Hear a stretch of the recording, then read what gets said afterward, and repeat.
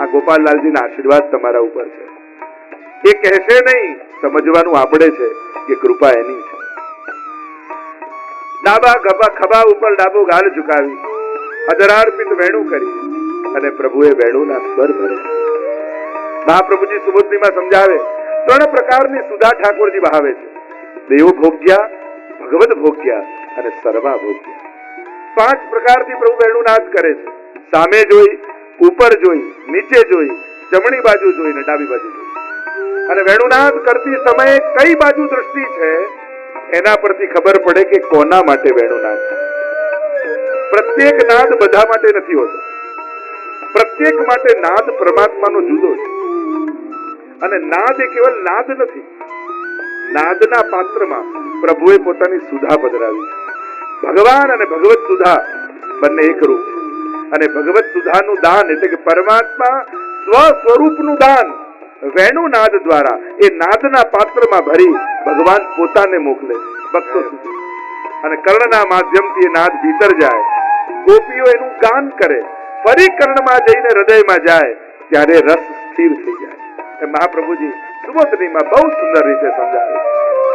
જ્યારે ઠાકોરજી વનમાં પધારે છે, વેણુનાદ કરતા કરતા ગોપીઓ ગોકુળમાં ભેગી થઈને ગાય છે.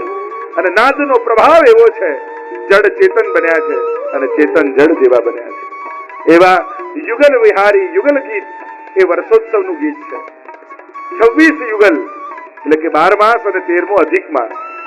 યુગલ 2 શ્લોક એટલે 13 શ્લોક, 13 યુગલ છે, 26 શ્લોક. શુદ્ધ પક્ષ અને વદ પક્ષ, નામ અને રૂપ આ બંનેનું વર્ણન કરવામાં આવ્યું. સુબોધનીમાં મહાપ્રભુજી અદભુત વર્ણન કર્યું છે. અને જયારે વ્યાસાશ્રમમાં મહાપ્રભુજી પધાર્યા વ્યાસજી પાસે, ત્યારે 3 દિવસ સુધી યુગલ ગીતના શ્લોક ઉપર ચર્ચા થઈ છે. અદભુત બેઠક ચરિત્રની કથાઓ છે. વંદન કરીએ પ્રભુને. આગળ અરિષ્ટાસુર વધની કથા આવી, કેસી દૈત્યના ઉદ્ધારની કથા આવી. નારદજી આવ્યા કંસ પાસે, કહેવા લાગ્યા, અરે તારને મારનારો બીજો કોઈ નહીં, આ નંદજીનો બાળક છે ને એ જ દેવકીજીનો 8મો પુત્ર છે, હમણાં મારી નાખું. ઉતાવળ ના કરીશું, એમ કર એમને અહીંયા બોલાવો. ધનુર્યજ્ઞનું આયોજન કર્યું અને પરમાત્માને બોલાવવા માટે અક્રૂરજીને મોકલ્યા છે. અક્રૂરજી આવ્યા છે, વિનંતી કરી છે કે મેં કરીને પ્રભુએ યશોદાજીને મનાવ્યા છે. પ્રભુ પધાર્યા છે મથુરા. થોડીક શીઘ્રતાથી કથા લઈ જાઉં. અને ત્યાં મથુરા નગર કી ડગર મેં ચલ્યો જાત પાયો હરી હીરા. અને જ્યાં મથુરા નગરની ડગરમાં પ્રભુ પધારે અને બધા પ્રભુનું સ્વાગત કરે છે. બીજા દિવસે ધનુર્યજ્ઞમાં પ્રભુ પધારે છે. કુલિયાબેડનો ઉદ્ધાર કર્યો. સલ, તોશલ, કૂટ, ચાણુર, મુષ્ટિક બધા જ મલ્લોને પરાસ્ત કર્યા છે. સમસ્ત મથુરાવાસીઓને 9 રસોના દાન પરમાત્માએ કર્યા. જેનો જેવો ભાવ એવા દર્શન થયા છે. કંસનો ઉદ્ધાર કર્યો. પત્ની ગઈ, કંસની બંને પત્નીઓ અસ્થિ અને પ્રાપ્તિ પિતા પાસે ગઈ છે. અહીંયા આગળની કથાનું વર્ણન આવ્યું. ઉગ્રસેનને મુક્ત કર્યા, રાજા બનાવ્યા છે. નંદ બાબાને કહ્યું કે હવે હું ગોકુલ નહીં આવું. મૈયાના યશોદાજીના વિરહનું વર્ણન આવ્યું. જનોયાદી સંસ્કાર પરમાત્મા ન થયા. શાંતિપુરીના આશ્રમમાં 64 દિવસ રહી 64 વિદ્યાઓ પરમાત્માએ પ્રાપ્ત કરી. મથુરા બિરાજે છે પરમાત્મા. એક દિવસ પ્રભુના જન્મ દિવસનો અવસર આવ્યો. આખી મથુરા નગરી શણગારવામાં આવી છે. આખો દરબાર ભરાયો છે. દૂર દૂરથી ઋષિ મુનિઓ, વેદ વેદાંતોના જ્ઞાતાઓ ઉપસ્થિત છે.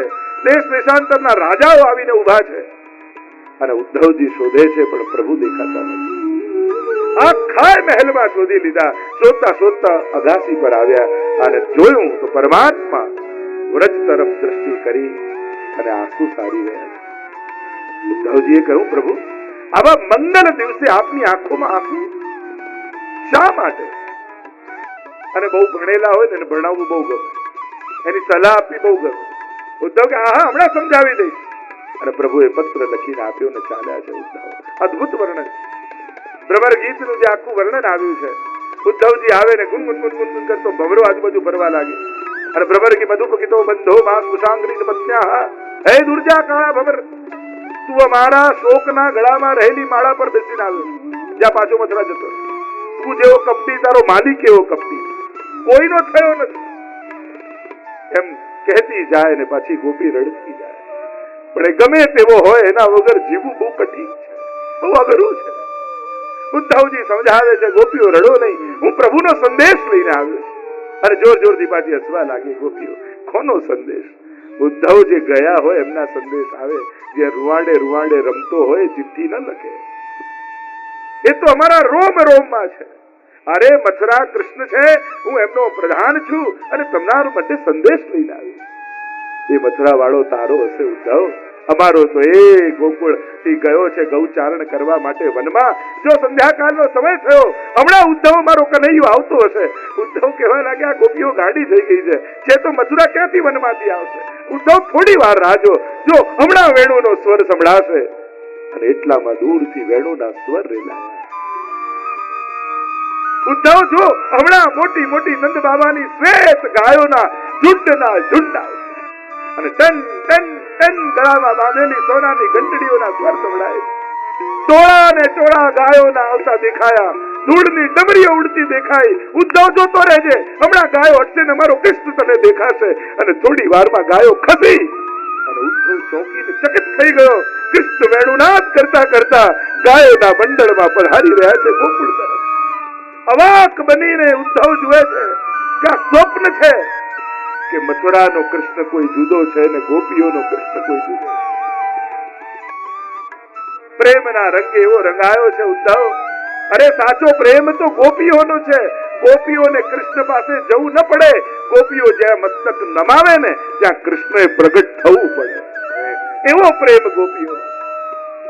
ઘણા દિવસ રહીને જવાનો સમય થયો કે રાધાજીને છેલ્લો ઉપદેશ આપીને જાઉં, સમજાઈને જાઉં. એ બહુ રડતા હતા. અને એક વૃક્ષની નીચે નેત્રો બંધ કરીને રાધાજી બિરાજમાન છે. ઉદ્ધવ સમજાવવા આવે છે, રાધાજી તમારે કઈ પ્રભુને કહેવું છે? રાધાજીએ કહ્યું, મારી સામે જો ઉદ્ધવ, મારી આંખો ખાજો. અને જ્યાં રાધાજીએ નેત્રો ખોલ્યા, બંને કેકીઓની વચ્ચે કૃષ્ણ દેખાયા. અને ઉદ્ધવને થયું કે રાધા અને કૃષ્ણ બે જુદા દેખાય, પણ કૃષ્ણ ક્યારે ગોપીઓથી જુદો થઈ શકે એમ જ નથી. આ તો એકોહમ બહુશ્યામ. કૃષ્ણ જ ગોપી રૂપે અહીંયા રડી રહ્યો. ગોપી ને કૃષ્ણ બે જુદા નથી. અને એ જ ઉદ્ધવ જયારે મથુરા જાય ને પ્રભુને કહે, પ્રભુ આમ પીતાંબર ઓઢીને ઉભા છે, બિરાજ્યા છે. અને ઉદ્ધવ આવીને કહે, અહીંયા શું કરો છો પ્રભુ? આપને તો ગોપીઓ યાદ કરે. ત્યાં જાઓ, ગોકુલ જાઓ.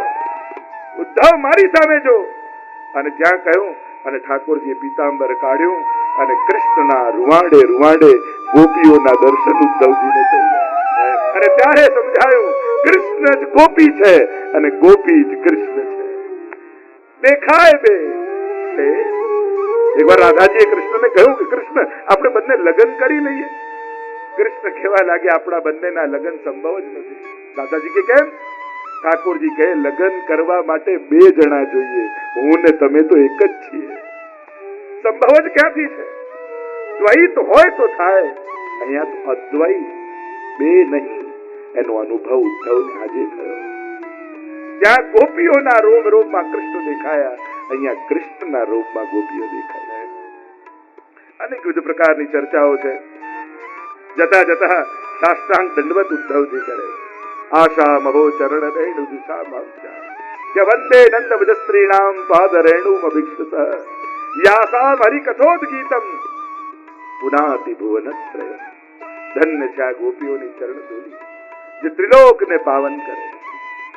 આગળ અનેક વિવિધ પ્રકારની કથાઓની ચર્ચાઓ શાસ્ત્રોમાં બતાવી છે. પ્રભુના 17 વાર ચડાઈ કરી જરાસંઘ અને કાલયવન હવે તો ભળ્યો. અને કાલયવન ભળ્યો એટલે મથુરા છોડીને ભાગ્યા કૃષ્ણ. બોલો રણ છોડ ભગવાન કી જય. આવ્યા છે ગિરનારની ગુફાઓમાં. મુચકુંદ મહારાજે એવું તપ કર્યું હતું કે ભગવાન પાસે વરદાન માંગ્યું કે મેં આટલું તપ કર્યું ને હવે હું થાક્યો છું, મારે સુઈ જવું છે, તો મને જે જગાડે એ બળીને ભસ્મ થાય એવા વચન આપો. ઠાકોરજી કહ્યું તો થશે. અને અહીંયા કાલયવન પાછળ પાછળ છે.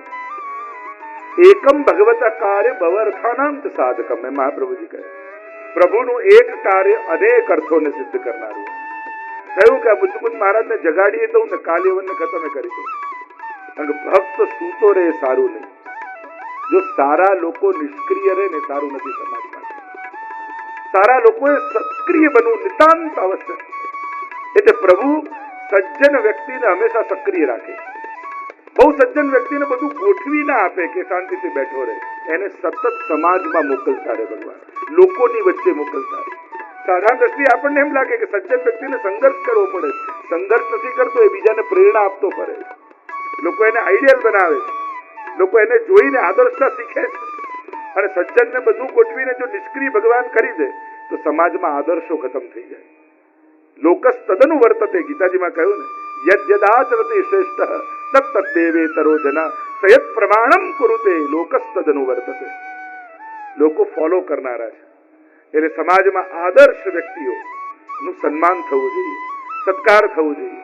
કારણ કે લોકોને પ્રેરણા આપનારા લોકોને આઈડિયલ રૂપે સમાજમાં મૂકશો તો કોને ફોલો કરવું એની સમાજને ખબર પડે. અને નબળા લોકો જો પ્રેરક બની ગયા તો સમાજ પતન તરફ જશે. ભારત વર્ષમાં પહેલા આચાર્યો, રાજા, મહારાજાઓ, સંતો આદર્શ હતા, એટલે સમાજ ઉર્ધ્વ દિશા તરફ જતું હતું. અને જ્યારથી નબળા લોકો આદર્શ બન્યા ત્યારે સમાજ પતન તરફ જવા લાગ્યો. અને અહીંયા પોતાનું પીતાંબર ઓડાડી દીધું મુચકુંદ મહારાજને. કાલીવન દોડતો આવ્યો, તો કૃષ્ણ સુતા છે, પીતાંબર ખેંચ્યું, મુખમાં આંખમાંથી અગ્નિ નીકળી અને બળીને ભસ્મ થઈ ગયો કાલીવન. સંક્ષિપ્તમાં જો કથાને આગળ લઈ જાઉં, આગળ દ્વારિકા વિશ્વકર્માજીને આજ્ઞા કરી કે સુવર્ણની દ્વારકાનું નિર્માણ કરો. સુવર્ણની દ્વારકાનું નિર્માણ કર્યું છે. બલરામજીના વિવાહ રેવતીજી સાથે થયા એની કથા આવી, અને પ્રભુના રૂક્ષ્મણીજી સાથેના વિવાહની કથા. વિશ્વક રાજાની પુત્રી અને પ્રભુ હરણ કરીને લઈ ગયા. આપણે પણ ઠાકોરજીને એમ જ કહીએ કે પ્રભુ અમને ઉપાડી જાઓ ને તો જ તમારા ભેગા આવીએ એમ છે, બાકી અમે છોડીને આવી શકીએ એમ નથી આ બધાને. આપ પણ અમારું હરણ કરી જાઓ તો જ અમે આપના શરણે આવીએ.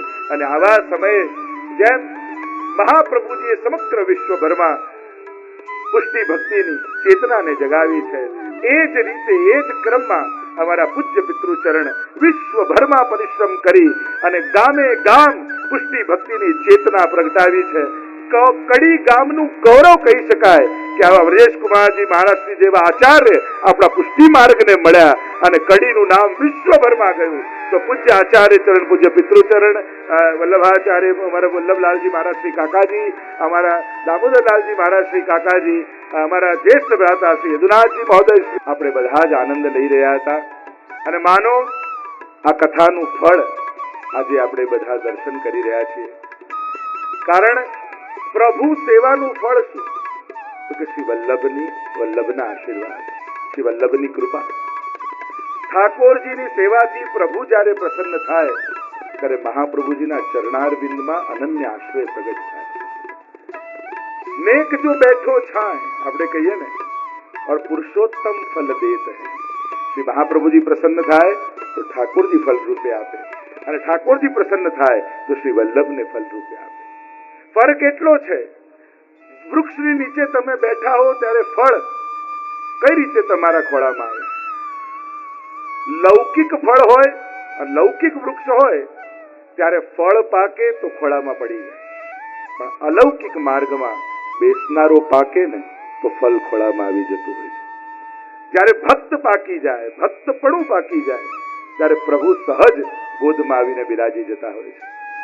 શ્રી ગોપાલ પ્રભુનો આ પરિવાર, આ કડી પરિવાર, અને એના શ્રેષ્ઠી તરીકે પૂજ્ય પિતૃચરણ આખા કુટુંબને સાથે રાખી અને જે રીતે ગોપાલ પ્રભુની પ્રસન્નતાનું કારણ, પ્રભુની સેવાનું બધી જ વ્યવસ્થા અને પૂર્વાચાર્યોએ જે પરિશ્રમ કરી અને પુષ્ટિ ભક્તિ માર્ગનો પ્રચાર કર્યો, ઘર ઘરમાં સત્સંગ અને સેવાની જ્યોત પ્રગટાવી, એ જ જ્યોતને વિશ્વભરમાં પ્રગટાવનારા પૂજ્ય પિતૃચરણ, અમારા સર્વે કાકાજીઓ, અમારા જ્યેષ્ઠ ભ્રાતાઓ, લઘુ ભ્રાતાઓ, આજે સમસ્ત વલ્લભ કુલમાં કડી પરિવારને ખૂબ આદરથી જોવામાં આવે છે. દરેક વલ્લભ કુલના બાળકો જ્યારે પણ મળે છે ત્યારે એક જ વાત કરતા હોય છે કે ખરેખર કડી પરિવારનું જે યોગદાન પુષ્ટિ માર્ગના પ્રચારમાં રહ્યું છે એટલું યોગદાન તો કોઈ પરિવાર નથી આપ્યું. નાનામાં નાના બાળકથી લઈ વડીલ આચાર્યો સુધી જે પરિશ્રમ કરે છે, જન જન સુધી પહોંચવાનું જે કાર્ય કર્યું છે એ અદ્ભુત કાર્ય થયું. પૂર્વાચાર્યોનું સ્મરણ કરીએ, રમણ પ્રભુથી લઈ અને પુરુષોત્તમલાલજી મહારાજ શ્રી ગોવિંદલાલજી મહારાજ શ્રી દાદાજી અમારા, અને એ બધા સંસ્કારો, એ બધી વિચારધારાઓ સહજતાની સાથે વિદવત્તાનો જે સુગમ, જે સુમેળ જોવા મળતો આપ આચાર્યોમાં, એક નાના બાળકને પણ પોતાના લાગે એવા આ બધા આચાર્યો, અને એમણે જે યોગદાન આપ્યું છે એ ખરેખર પુષ્ટિ માર્ગ માટે એક આદર્શતા સ્થાપિત કરનારું છે. આ 3 દિવસની કથા ગાથા અમારા પરમ આત્મીય પરમ ભગવદીય દીપકભાઈ પરીખનો સમગ્ર પરિવાર, એમના સર્વ વડીલોને આજે આપણે યાદ કરીએ કે ખરેખર આવો મનોરથ મનમાં જાગવો, અને એ ભાવ કે ના વલ્લભ કુલના મુખે આ સત્સંગ થાય, ગોપાલ પ્રભુના સાનિધ્યમાં થાય, ઠાકોરજીના બગીચામાં થાય, અને અમારા ગોપાલલાલજી 56 ભોગ આરોગે, અને કડી પરિવારના આચાર્યોએ 56 ભોગ ઠાકોરજીના આરોગાવે. આવો સુંદર ભાવ લઈ જયારે 2 વર્ષ અગાઉ દીપકભાઈ મળ્યા, એમના બધા બહેનો સાથે આવ્યા, મનોરથ અભિવ્યક્ત કર્યો, અને ત્યારથી બધી તૈયારીઓ ચાલી. અહીંયા અમારા ગોપાલ લાલજીના મંદિરનું સમગ્ર ટ્રસ્ટી મંડળ, કાર્યકર્તાઓ જયારે એમની આગળ વાત મૂકી તો એ બધા જ ઉત્સાહમાં આવી ગયા કે ચલો ગોપાલલાલજીના સાનિધ્યમાં મનોરથ થવાનો છે, અને એ લોકો પણ આ બધી તૈયારીમાં લાગી ગયા. થયું કે મંદિરમાં જો મનોરથ થાય છે તો મંદિર પણ નવું થવું જોઈએ. આખું મંદિરનું રંગો રોગાન કરવામાં આવ્યું, એનું નવીનીકરણનું સ્વરૂપ આપવામાં આવ્યું. ગૌશાળામાં ઘણા બધા કાર્યો થયા, બગીચાને નવીનીકરણ કરવામાં આવ્યું, સુંદર વ્યવસ્થાઓ ઊભી કરવામાં આવી. દીપકભાઈનો પણ એટલો બધો ઉત્સાહ જ્યારે મળે ત્યારે આપણે સારામાં સારું કરવું છે, કાંઈ કમી નથી રાખી, ઉત્તમમાં ઉત્તમ. હંમેશા એમના મુખે એક જ વાત રહીને જ્યારે પણ કંઈક વાત મૂકીએ ત્યારે તુરંત એને ઉપાડી લે કે ના, આપણે જેમ સારું લાગે એમ કરજો, આપણે જેવું ગમે એમ કરજો. અને એટલા ઉત્સાહથી ખરેખર સારો શ્રોતા મળવો એ વક્તાનું સદભાગ્ય કહેવાય, સારો યજમાન મળવો એ આયોજકોનું સદભાગ્ય કહેવાય. કારણ કે જ્યારે સુખદેવજીને પરીક્ષિત મળ્યા ત્યારે સુખદેવજી પ્રસન્ન થાય છે કે તું મળ્યો તો મને ભગવાન યાદ આવે. કારણ કે કોઈ સંસારી મળ્યો હોત તો સંસારની વાતો થાત, ભક્ત મળ્યો તો ભગવાનની વાત નીકળી, और बात निकली है तो बड़ी दूर तलक जाएगी. પ્રભુથી પ્રશ્નથી શરૂ થયેલી યાત્રા કૃષ્ણમાં જઈને આજે વિરામ પામી રહી છે. સહજ મનોરથ લઈને આવેલા દીપકભાઈ પૂજ્ય પિતૃચરણને વિનંતી કરી કે આપ આશીર્વાદ આપો તો અહીંયા 56 ભોગ આદિ થાય. આપની સહમતિ મળી, વ્યવસ્થાઓ ઊભી થઈ, અને સમગ્ર એનું કુટુંબ, એમનો પરિવાર આજે ઉપસ્થિત છે. અને કેવલ એમના લૌકિક સંબંધીઓ નહીં પણ સમગ્ર વૈષ્ણવ પરિવાર, કહું છું બધા દેશોમાંથી, એ અમેરિકાના હોય, અમારા યુકેના હોય, ઓસ્ટ્રેલિયાના હોય, કેટલા દેશોના પ્રતિનિધિઓ અહીંયા આજે ઉપસ્થિત છે. તો એ વાતનો પણ આનંદ આપણને છે. કારણ કે જ્યારે જ્યારે ગોપાલ પ્રભુ પાસે જવાની વાત આવે ને તો અમારા અમદાવાદના વૈષ્ણવ પણ ઉત્સાહમાં આવી જાય. 10 બસોનું તો જાહેરાત કરી તો 10 મિનિટમાં ભરાઈ ગઈ. કેવલ બોર્ડ ઉપર લખ્યું ને 15મી મિનિટમાં ફોન આવ્યો કે 10 બસો ફૂલ થઈ ગઈ. કદાચ 100 બસ ઉપાડીએ તો 100 ભરાઈ જાય. અમદાવાદમાં એટલો ઉત્સાહ કડીમાં જવાનો હોય છે. કારણ કે જ્યારે કોઈને પુષ્ટાવીને ઠાકોરજી પધરાવતા હોઈએ છે ને ત્યારે એમના ઠાકોરજીનું નામ અમે ગોપાલલાલ પાડતા હોઈએ. એટલે દરેક ગોપાલલાલને સેવનારા જેટલી હવેલીઓ વિશ્વભરમાં, આ એક કડી પરિવાર એવો છે જેના થકી વિશ્વના 5 ખંડોમાં હવેલીના નિર્માણ થયા છે. એકમાત્ર આ પરિવાર.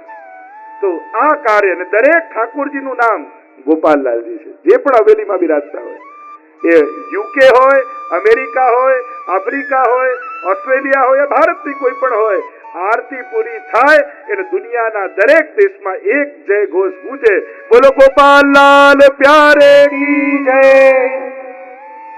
આ જય ઘોષ દરેક હવેલીમાં થાય છે. પણ એ જય ઘોષનું મૂળ આ કડીમાં બિરાજતા ગોપાલલાલજી છે. તો આપણે બધા જ ભાગ્યશાળી છીએ કે ગોપાલ પ્રભુના સાનિધ્યમાં આ મહા મહોત્સવને ઉજવવા માટે આપણે બધા જ આ રીતે સંગઠિત થયા. અને એક સુંદર આયોજન હવે વિરામ તરફ જઈ રહ્યું છે. પણ વિરામ હંમેશા એની ઉચ્ચ અવસ્થાએ, સર્વોચ્ચ અવસ્થાએ થવું જોઈએ. તો આખી કથાના ફળ રૂપે હવે આચાર્યોના વચનામૃતોનો આપણે આનંદ લેવાના છીએ. તો મારી આ કથાને, કૃષ્ણ ચરિતામૃતની કથાને વિરામ તરફ લઈ જતા બોલો ગોવર્ધન નાથ કી જય, વલ્લભાધીશ કી જય, શ્યામ સુંદર શ્રી અમને મહારાણી કી જય, શ્રી ભાગવત ભગવાન કી જય. અને આચાર્ય પીઠ પરથી એવી શુભકામના પરિવારને પાઠવું છું કે આ ભાગવત ભગવાનની કૃપા એમના સમગ્ર પરિવાર પર સદાય ઉતરે અને એમના વંશજો પણ ગોપાલ પ્રભુના ભક્ત બને એવી શુભકામના સાથે આ કથાને વિરામ તરફ લઈ જતા હવે આગળના કાર્યક્રમમાં આપણે આચાર્યોના વચનામૃતોનો આનંદ લઈશું અને ત્યારબાદ એક સરપ્રાઈઝ પ્રોગ્રામ એ પણ આપણે કરીશું. અમારા ગોપાલલાલજી મંદિરના સર્વ અમારી ટીમ કાર્યકર્તાઓની અને ટ્રસ્ટીગણોની ટીમે એક શુભ સંકલ્પ કરેલો છે, એ પણ આપણે આગળ કરવાના છીએ, એની જાહેરાત પણ કરીશું. તો વિશ્વભરમાં અનેક પ્રકારના આયોજનો થઈ રહ્યા છે. હમણાં ગ્રંથોત્સવનું અભિયાન શરૂ કર્યું છે કે કોઈ પણ વૈષ્ણવનું ઘર ભાગવતજી ગીતાજી ને સોળસગંજ વગરનું ન રહે, એના માટે ઘર ઘર મેં ગ્રંથ એવા અભિયાનની અમદાવાદથી શરૂઆત થઈ. 20,000 અમદાવાદના ઘરોમાં નિઃશુલ્ક અને એ રીતે જ વિશ્વના દરેક શહેરોમાં આ અભિયાન પહોંચવાનું છે. તો કડી ખાતે પણ અહીંયાના વસતા વૈષ્ણવના ઘરે ઘરે આ ગ્રંથો બિરાજમાન કરવામાં આવશે. એ અભિયાનની જ્યારે ઘોષણા થશે ત્યારે તમારા સુધી પણ આ ગ્રંથો પહોંચશે અને કડીના વૈષ્ણવને એમ થાય કે ના, અમે મનોરથી થઈને અમારા તરફથી અમે વિતરણ કરવા માંગીએ છીએ, તેવા 10 જણા તૈયાર થશો તો તુરંત જ આપણે ઘર ઘરમાં આ ગ્રંથો પહોંચાડી શકીશું. અને મને વિશ્વાસ છે કે અહીંથી જ વૈષ્ણવ સંકલ્પિત થઈ અને ઘર ઘર સુધી પહોંચાડશે. આજે ગામે ગામ લોકો આગળ આવી રહ્યા છે અને અદ્ભુત કાર્ય કરી રહ્યા છે. તો વિશ્વભરમાં થતું આ કાર્ય ખરેખર મહાપ્રભુજી જ બળ આપે છે અને એમની કૃપા થકી જ આ બધું સફળ થઈ રહ્યું છે.